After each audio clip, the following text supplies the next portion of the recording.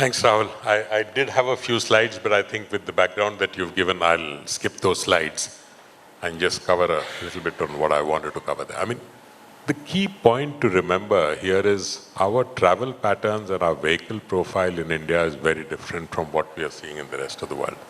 I think that's the one thing that we must keep in mind.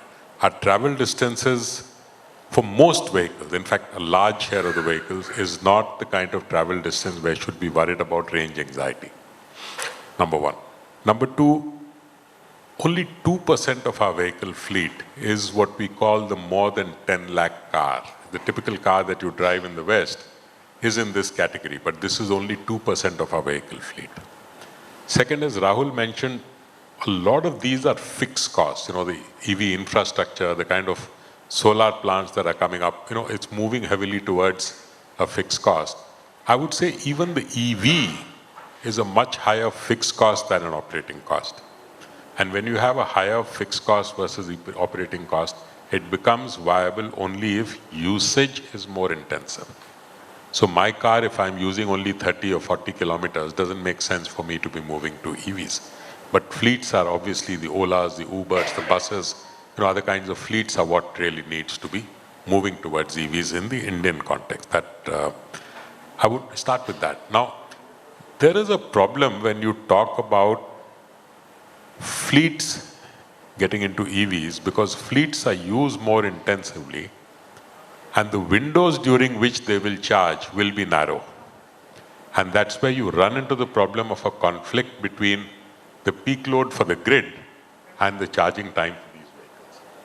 That's going to be one big problem, and that's where I think this whole principle of TOD pricing is going to come in very handy, because that's the time when fleet operators will try to move towards charging at times when the grid is not at its peak.